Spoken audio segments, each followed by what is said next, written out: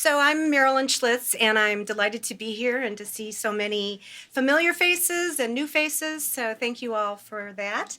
And I am going to introduce our next speaker, who we know needs no introduction.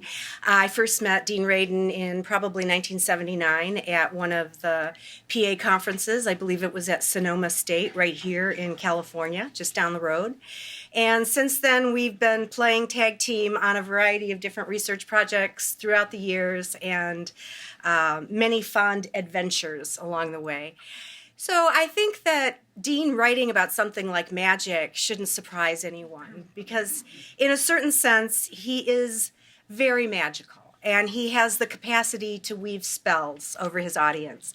So I'm sure that we won't be disappointed by that. And I think that he is going to speak about the future of parapsychology, and it is his presidential address. Which presidential address is this for you?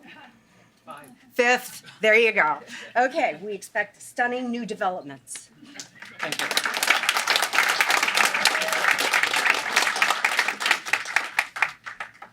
So yes, I'm talking about the future of parapsychology. I am also talking about the future of the word parapsychology and also about magic and psi. So they're like two different talks in one. So the good news is that as far as the health of parapsychology goes, our membership is approaching 400, which is higher than it has ever been.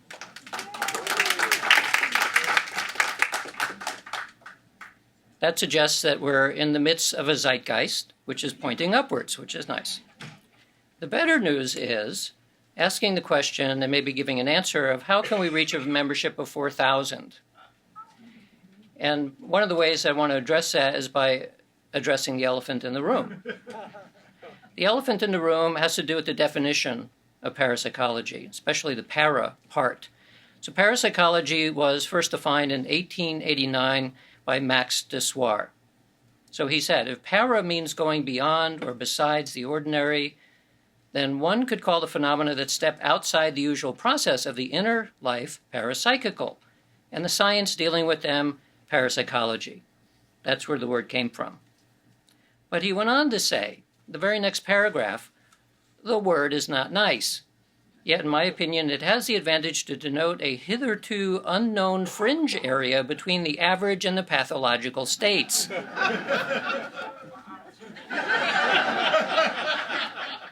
This is not good. If the person who coined the term had this cat expression in the process of forming it, then something's wrong from the get-go. So we go back and look at what does para actually mean? You go to the dictionary. It means beside, next to, like parabola or parallel. That's one meaning. It means auxiliary to, like parody. It means protection, like parachute or parasol. It means also subsidiary to roles with higher status. Here's where we start getting into trouble. While there's paramedics and paralegals are very necessary, they don't have the same status as a medic or legal. It is beyond the ordinary, like paradox or parapsychology. It is irregular, abnormal, defective, like paranoia, paradipsia, and paranormal.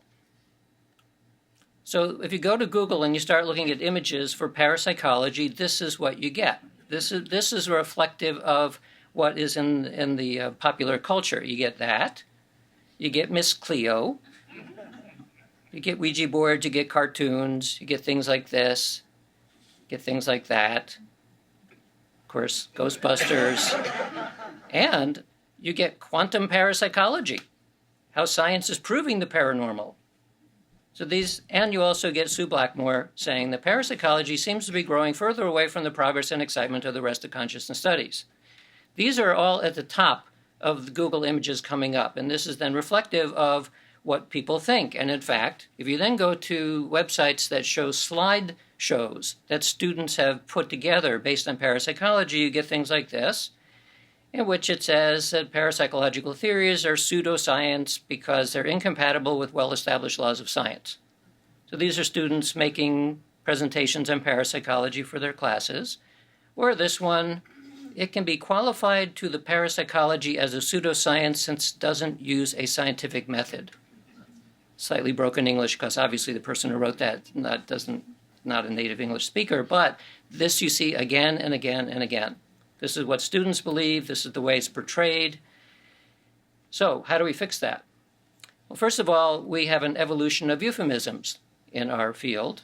Way back when, late 1800s, thought transference was a term that today morphed into telepathy. Clairvoyance turned into remote viewing. Psychical research turned into parapsychology. Parapsychology turned into psi, two forms, gamma and kappa, which most of you have probably never heard of. Psionics is a term that somebody tried to create.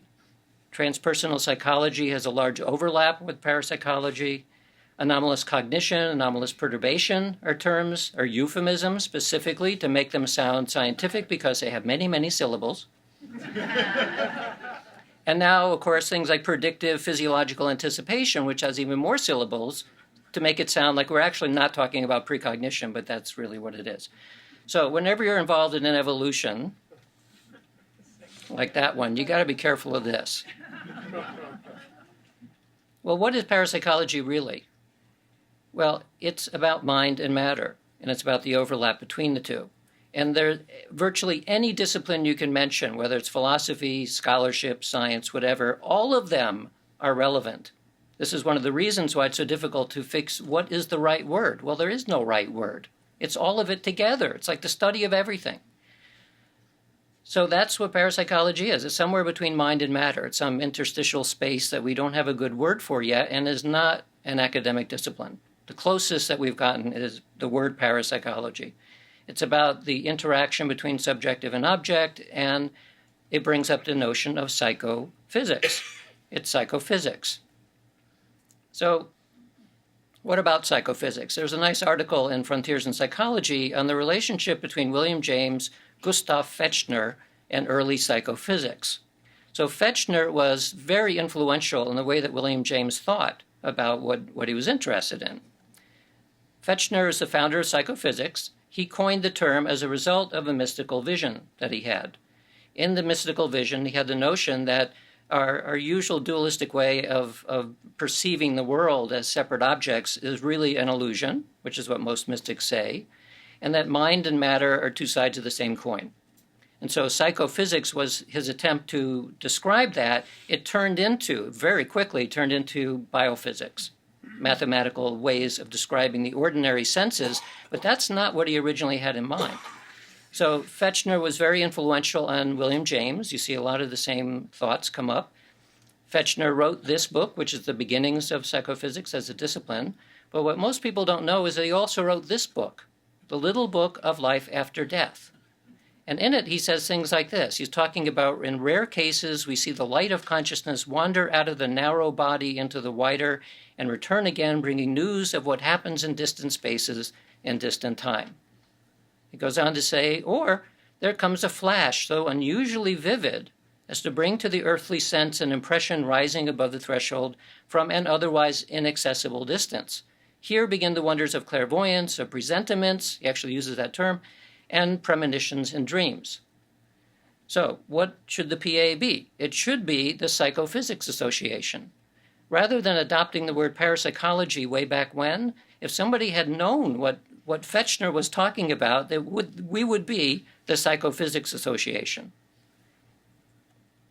One of the reasons we're not doing that is because we're very proud of the fact that we're a member, an affiliated member of the AAAS. There we are at the bottom of the list, Parapsychological Association. And so what do we do about that? Well, I asked the person in charge of the affiliates, if we changed our name as an organization, would it make any difference? The answer is no. We'll just change it in the record, and there you go. So I said, okay, maybe we can become the Psychophysics Association. The problem with that is that there's already a discipline called psychophysics, and they're not going to like it very much. So maybe we should just be called the PA. And people say, what does the PA mean? Well, it's like share. It's like sting. It doesn't mean anything. It means everything and nothing at the same time. Our organization is named the PA. That's it. Go to the website to figure the rest of it out. So what I'm expressing here is the difficulty in figuring out what actually should be the name. And the reason why parapsychology is not a good name is for the reason I showed you with all these Google images. It portrays in popular culture the wrong thing. And what this does is it prevents academics who would like to be here and make us 4,000 overnight. They can't do it because they can't say to their colleagues and they can't put on their CV that they're interested in these things. So that's a problem. That's enough about the name. So now we go to this. So last week, I spoke at a conference in Darmstadt, Germany, called Curious 2018. It's sponsored by the pharmaceutical company Merck, which is not the one in the US. It's the original Merck, the one that started in Germany. They were split at the beginning of the First World War when the US government decided they didn't want anything German in this country, and so they basically took it. They took the American side. So Merck in America, actually, they're not supposed to use that term. It's copyrighted, and the Merck in Germany is the original. So this conference is called Future Insight Conference. And what does Merck do? They're involved in healthcare, life sciences, and materials. They do make drugs, but they make a lot more than drugs. So the conference was advertised as this. More than 35 of the world's most distinguished scientists and entrepreneurs, including 5 Nobel Prize winners, including Craig Venter, who was the first to sequence a human genome, including an address by the CEO of Microsoft, including a welcome by the German Minister of Science. And then they asked me to talk. And I said, well, what do you want me to talk about? So the guy in charge of the conference said he read my recent book on magic, and he said, we'll talk about magic. Really? So, yeah. So I talked about magic. So the room was maybe a little bit bigger than this, all mainstream scientists, crammed to the rafters, all waiting to hear about magic. And they didn't really know very much about it other than a 1 or 2 sentence introduction that was in the program. So they didn't know. They were as curious as anybody else. So I had to start this way. First of all, why am I talking about magic at this conference sponsored by Merck? And this will give you a clue. What's similar about all of these companies?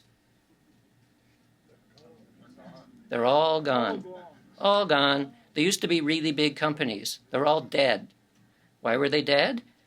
Because they weren't innovative. They weren't curious about what's coming next, as compared to Merck, which did this conference in the celebration of their 350th anniversary.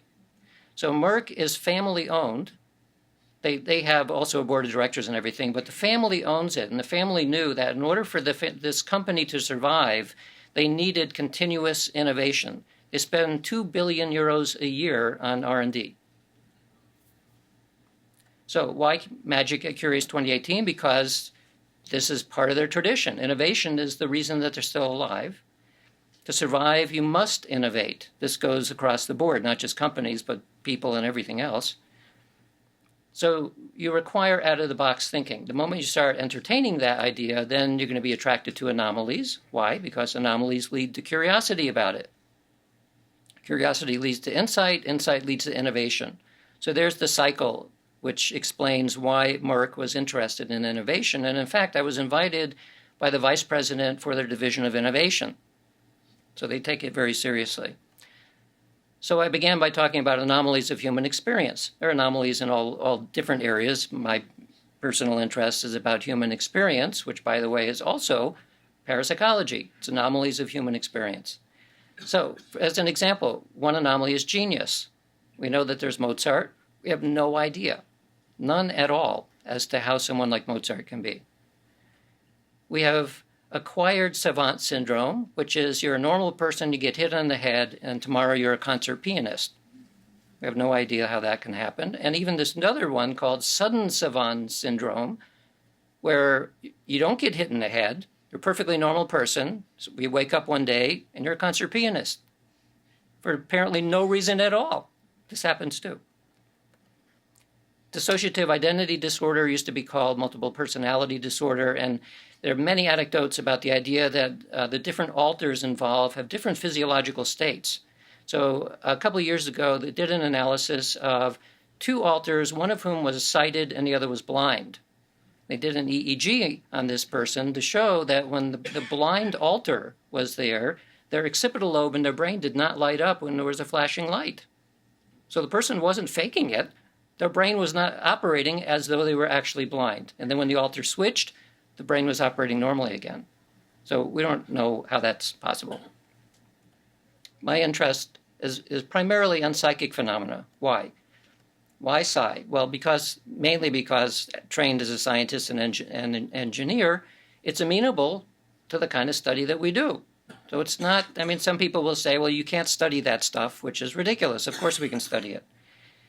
The study of psi is really difficult, and it stimulates methodological advances, which I'll describe in a minute, and also it challenges common scientific assumptions. It's telling us that there's something about the way that science is progressing which is missing something really important, probably.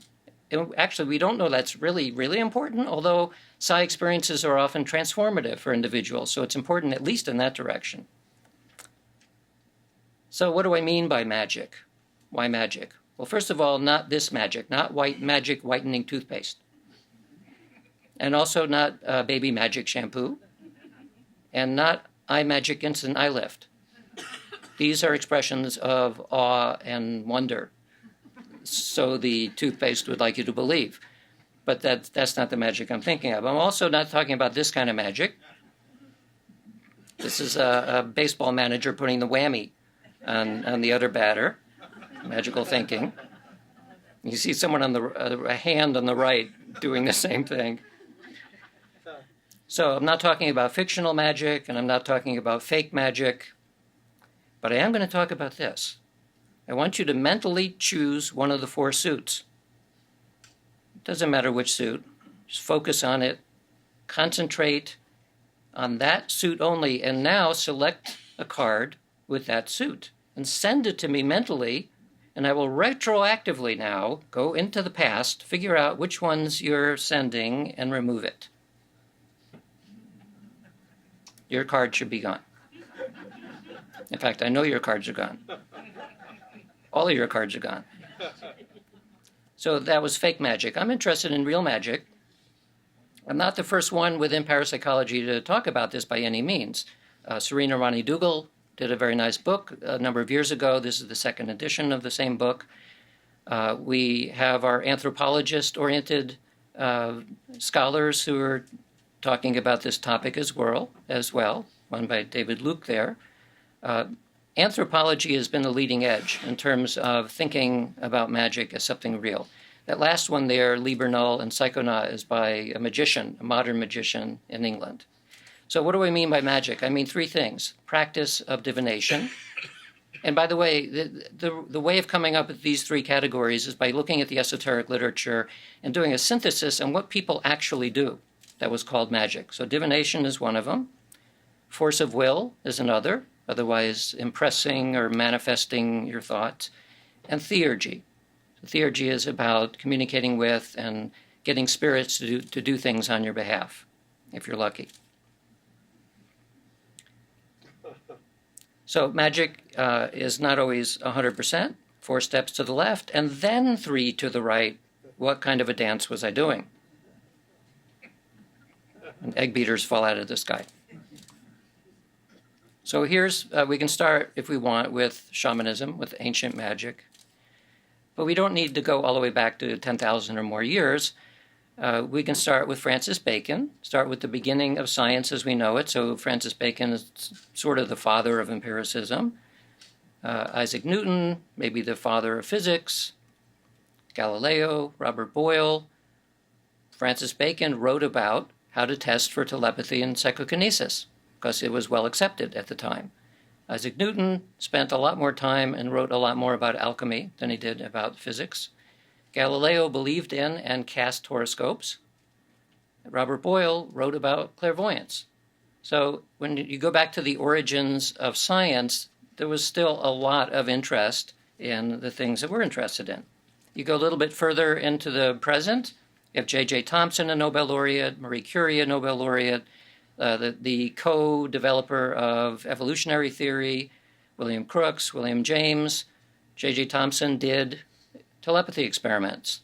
Marie Curie Alfred Wallace, William Crookes, William James were all very interested in spiritualism and attended seances.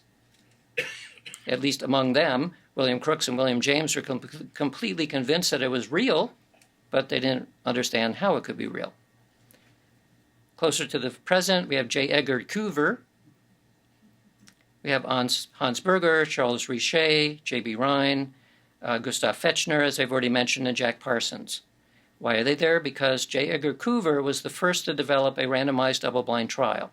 As a result of being at Stanford University in about 1917 and developing a way which was a methodological advance at the time for studying ESP. Hans Berger was a psychiatrist who, as a young man, had a telepathic experience with his sister from a distance, and he spent the rest of his life trying to figure out a way of measuring it objectively, so he developed the EEG.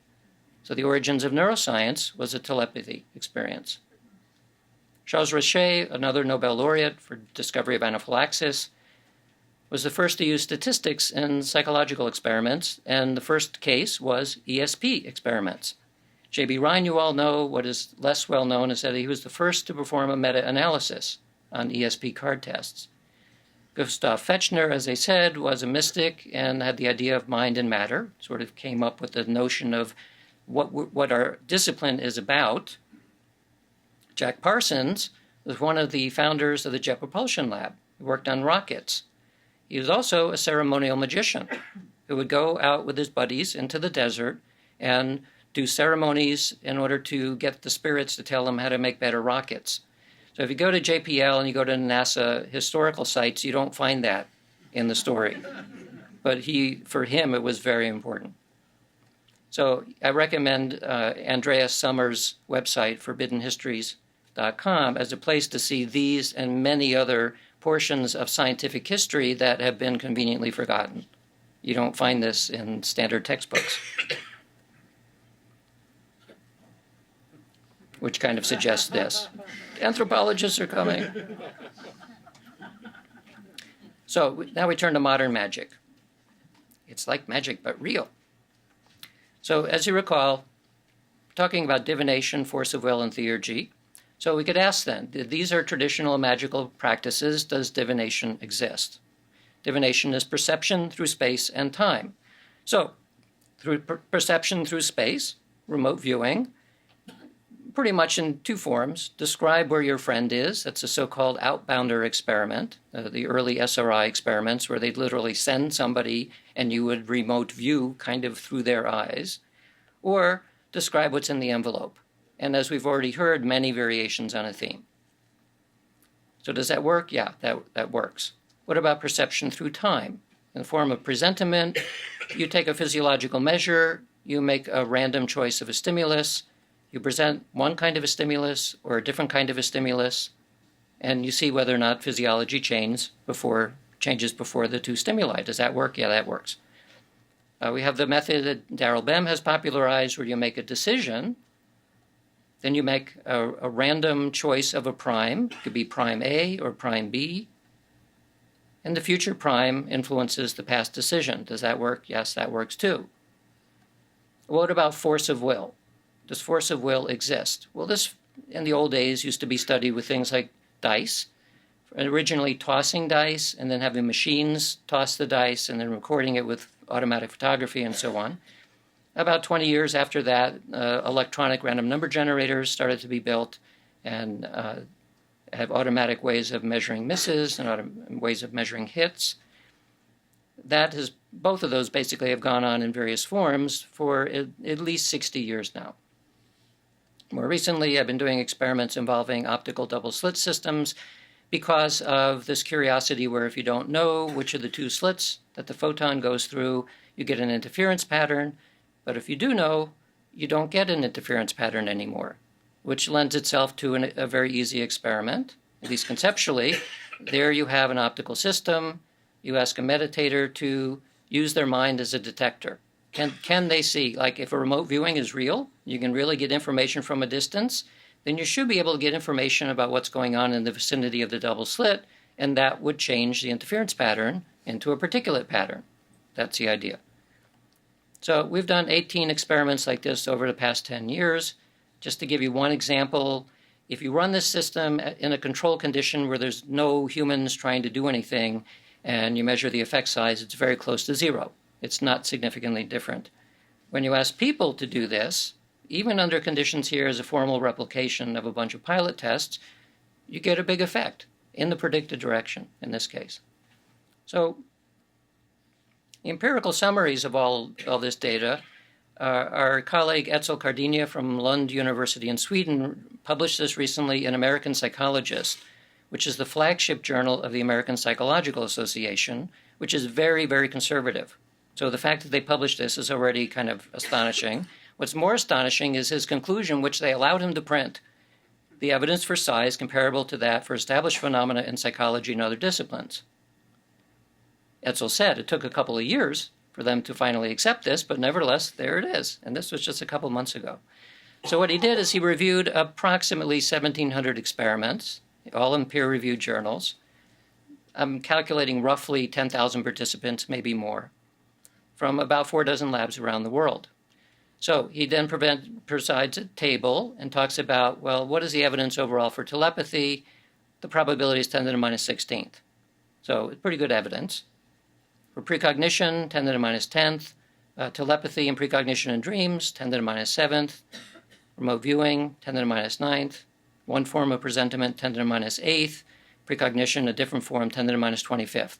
So as far as perceptual psi goes, like divination type things, the evidence that we currently have is strong enough for many researchers today to say we don't need to do this anymore. What's important now is to try to figure out why it works. And this is not to say that all of these were proof-oriented, because many of these experiments actually were trying to figure out what is the process. But nevertheless, the meta-analysis collapses it. So we have pretty high confidence that these are real things. When it comes to anomalous perturbation, it's a little less certain. So DMILS is distant mental interactions with living systems, like a formalized way of doing the feeling of being stared at in the laboratory. So there, the odds are like 10 to the minus 3, or the probability is 10 to the minus 3. For distant healing, significant, but not wildly so. Tossing of dice, 10 to the minus 3, and these are all conservative estimates. Random number generators, significant, not wildly so. And the Global Consciousness Project, which is a random number generator experiment, but took 18 years to get 500 trials, was crazy significant. So there's some evidence that anomalous perturbation exists. Whether it's force-like or something else, it's not clear yet. So now when I'm approached by a skeptic who says, well, I don't think I believe this, I say, well, which discipline would you believe as being the arbiter of analysis of data? Well, if they're smart, they'll say statistics. So I say, okay, let's go and see what Jessica Utt has to say about this. So Jessica said in her presidential address a couple of years ago to the American Statistical Association, the phenomena would be widely accepted if they pertain to something more mundane. So I no longer need to defend this. I would just go talk to Jessica about this. So does psi or magic exist? Especially given that magic as defined by divination, force of will. I'm skipping over theurgy because it's a more complex topic.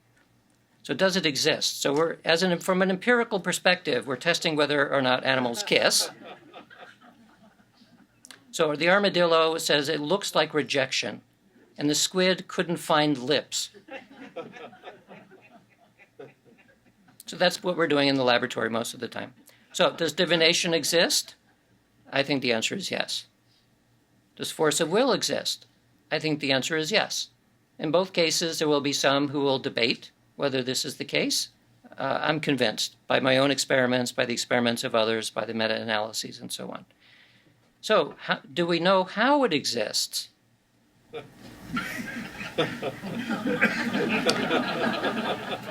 Oftentimes in doing an experiment, I feel like the guy who's about to tap in that last rivet on the missile. We don't actually know how it exists. This is now the puzzle that's in front of us. So where do we go to look for clues about how it might exist? Well, a lot of us, including myself, are looking at the leading edge of physics. Seems like a reasonable place to look. How is it that you can get information that's so far away that or you can shield it from electromagnetics? It seems to violate most of what we know about the world, except maybe not quantum physics, or maybe not relativity, or something like that. Another place to look, though, is the esoteric worldview. And so I did this a couple of years ago, and I wrote a book called Supernormal, which was looking at the Eastern philosophical esoteric worldview, primarily in the form of yoga and meditation. And within that worldview, it's very clear that advanced meditation leads to the siddhis, the powers that we would call psychic. This is part of classical yoga. So I thought, okay, maybe I'll do another analysis of the Western esoteric worldview. That turned into my recent book. And the reason why worldviews are important is because they carry very different assumptions. And they're developed by people who are just as smart as we are. Different cultures and different times, but essentially exactly the same kind of humans as we are. So I think it's important to pay attention to what they have said and persisted for thousands of years.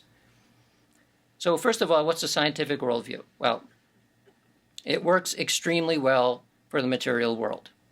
I couldn't do this presentation with this technology if science as we know it today did not work.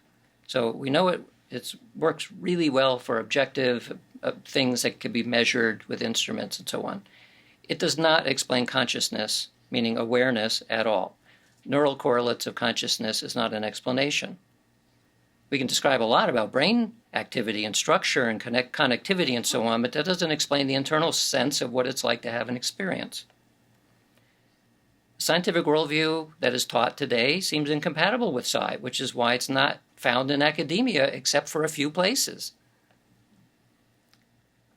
So we're looking at things like quantum mechanical models and thermodynamic models and maybe concepts like retrocausation as ways of getting leverage into acceptable science into this domain. It's possible to do. It doesn't seem to be working too well because we can publish those things and it won't be published in mainstream journals. They'll just reject it. So here's a shortcut of thinking about materialism. Materialism assumes that the material world is the fundamental. It means matter and energy is at the bottom of the pyramid. From that emerges chemistry, and from that emerges biology, and then psychology, and magically somehow consciousness just appears. It just comes out of it somehow. This has given rise, this notion, to the idea from neurophilosophers that ultimately we're zombies. We have the appearance or the illusion of having awareness, but it's not really real, because if you look at a hunk of matter, we don't have the idea from a scientific perspective that this has an internal life. So if this doesn't, well then why should the 3-pound lump of tissue inside my head, why should that have an internal experience? Some neurophilosophers say, we don't. Well, this is the idea of being zombies. So from this perspective, which many students are taught, many people believe, magic and psi are completely denied. That's why it's not part of the mainstream. It doesn't fit. It's also not reasonable to throw away what we already know. But we also know empirically that psi exists, so something is missing. And this is why one of the reasons why I'm so interested in this. What have we overlooked? And how do we make it compatible with existing science? Because we really cannot throw away what works. One of the complaints I hear most often from my more conservative colleagues in the academic world is, this stuff can't possibly be real, because if it is, we have to throw away all of the textbooks and start over again. Well, that's an expression of fear, but it's also not necessary. What exists is really, really good, so we need to do something else.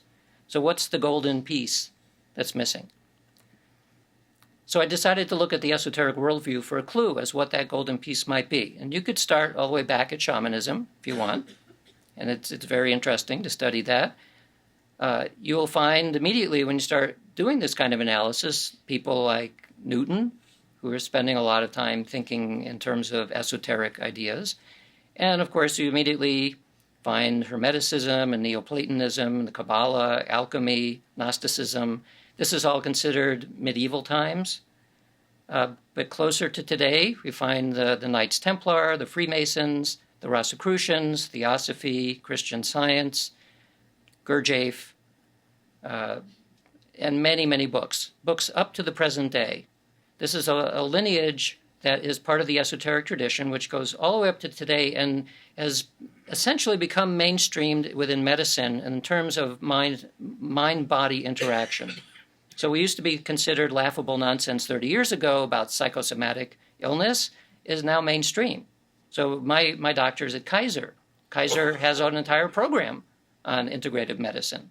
So my own GP at Kaiser has up on her wall, meditate, drink fluids so you don't get dehydrated, think about love, think about gratitude. These are all things that were considered crazy 30 years ago, but it's mainstream now. So if you take a synthesis, you look at the entire 10,000 years or more of esoteric history, how do you come out with a simple statement about what that belief is? What is the worldview? It's 3 words. It's that. This is true of course, with nuances depending on culture and language and so on, but basically that's it. That's the esoteric worldview. A philosopher would say, well, this is idealism, or maybe neutral monism. There are a number of other flavors of this. And all it is taking the existing knowledge pyramid and doing this to it. It's saying that actually consciousness is a fundamental, is maybe the fundamental, and more importantly, it is below what we currently think of as physics. It is before space-time or outside of space-time, and it is before the physical world. So just as I was showing you before about the way the pyramid works, from consciousness emerges into physics, from physics into chemistry, chemistry, and so on. So all of the textbooks within each discipline remain the same. They just are sitting on a new set of assumptions. So from this worldview, psi and magic are perfectly acceptable, which is one of the reasons why after doing these kinds of analysis, I think I'm no longer a materialist, because this makes a lot of sense to me. So to remind you, idealism is mind is the basis of everything, including matter. And I'm not going to go into the variations of what I mean by mind, but you probably get it. So mind is the basis of everything, including matter. Materialism is matter is the basis of everything, including mind. So they're really at 2 ends of the scale in terms of a worldview about how things work. This is the mind-body problem as discussed by philosophers for thousands of years. So a way of illustrating it then is the mind-body problem is your mind is saying, get up, and your body says, no. That's me usually around 7 o'clock at night. Get up, no. So we return to the perennial philosophy and now say, if it is true that space, time, and mind, meaning in the sense here as cognition, emerge from some kind of primordial consciousness, then divination makes sense because now the mind, or awareness, has access to everything. It comes before space-time. So in principle, a little piece of consciousness inside your head, the thing you call me, is made out of the same stuff that the entire universe is made out of, and just like that stuff, the entire universe is emerging out of it. So you have access to anything you wish. The only thing that you need then is a way of focusing attention on what you want rather than the rest of the universe. And I'm skipping over some other aspects here, like, well, why aren't we all clairvoyant 100% all the time? There are answers to that too. Force of will makes sense because from this perspective, consciousness or mind manipulates reality. It literally changes the nature of reality itself because reality in terms of physical reality from this model, it's emerging out of consciousness. So if your consciousness says, I wish something to happen, it's starting wheels turning, which are going to make it happen. And this too, there are a bunch of nuances like, well, how come if I want my gold Mercedes to appear outside the door, it's not appearing? Well, there are a lot of reasons that's not happening either. Theurgy now makes sense too. The idea that there are spirits, invisible spirits out there, because human embodiment just becomes one form in which mind can take. From this perspective, a giant gas bag out there in space could be conscious, could be more conscious than we are. Maybe the sun is conscious. Maybe what you need are strange forms of awareness that have self-reflection in them, to have the same kind of awareness that we have. Well, the sun has all kinds of recursive loops in it, and if it is made out of awareness that manifests as the sun, it should be way more aware than we are. All right, what's the future of magic? Well, the future of magic is, if you can do that, come visit us. We want to study that. Haven't found anyone who can do exactly that yet. But this is why I wrote the book Real Magic. It's really a book about philosophy of science and about assumptions and worldviews. But my editor said you cannot put the word philosophy in a book that you expect anyone more than around 5 people to buy. So this is a little bit like clickbait. It says, ooh, real magic. I will look at that. And I wrote it in such a way that it will draw people into the book. I actually put a magic spell in the book. I have a chapter there on practical magic, and I give a couple of very elementary ways that magicians do their work. And so I put a sigil in the book, which is a magic spell that pulls people in. And there's always a problem when you try to do magic like that, which is illustrated here. God, as a kid, tries to make a chicken in his room. So I feel like that occasionally. Yeah, this worked a little too well.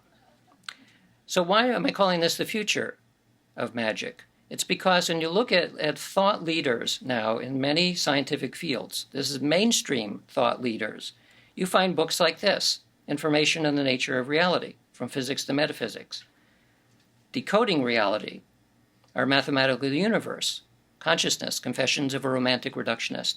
In each case here, you have mathematicians, information scientists, quantum information scientists, and neuroscientists, all of it at the top of their game, talking about consciousness and reality being deeply related in some way. So, and the information scientists will say that reality is made up out of information. A mathematician, like Max Tegmark, is saying that the universe and reality are made of mathematics. You can find linguists saying that the universe is made out of symbols. And that even the strange part here is Christoph Koch, who is saying, I believe that consciousness is a fundamental and elementary property of living matter. It can't be derived from anything else. This is like the top neuroscientist around today. So you then find that the academic presses are a little bit more available to publish books. We see Transcendent Mind here, which is by Julia and a colleague. The AIP is the American Institutes of Physics, publishing a book on quantum retrocausation. You find articles in Scientific American saying that the world's smartest physicists think science can't crack consciousness. You find increasingly articles like this, is matter conscious? And achieving an answer that says yes, it looks like it is. Coming to grips with the implications of quantum mechanics, the question is no longer whether quantum theory is correct, but what it means. And there's an increasing number of books on this theme. And what you find in here is blah, blah, blah, a primary role for mind in nature. You see, this is a repeating thing again. And I'm talking, most of this now is within the past 6 months or so. This one's from a few years ago, an editorial in Nature, one of the top scientific journals. Physicists shy from the truth because the truth is so alien to everyday physics. The universe is entirely mental. So I think what's happening is something like this, right? We're finally figuring out ways of pulling aside the curtain, and rather than seeing the Wizard of Oz or something like that, it's beginning to look like the Matrix, that there's some informational construct out there in here somewhere that we're only just barely able to grasp. So one of the many consequences of that, especially for what we do, when we're an empiricist, we have epistemological assumptions, we dive into the laboratory, we start doing things, and we run into this problem. Of course you can't replicate my experiment. There's a secret incantation that you have to chant, and I'm not telling it to anyone. That's actually closer to the truth than most of us would admit. We sometimes will call it the experimenter effect or experimenter psi effect. If you have an experimenter who happens to have be a little psychic, you can get any result that you want. By hook or by crook, it's going to happen. So this is a problem, because then this doesn't look like science anymore, if you can get what you want. I don't know how to get over that problem at this point. So this is another reason why I'm starting to think, well, if idealism is true, then this has to be true. And it's, it messes things up. So here we have science and magic. It's really science versus magic, right? So we're doing the best we can with the instruments that we have, and occasionally we get a poke from something else in some other domain that's saying, not so easy. And so I'm going to stop there, and I thank you for your kind attention.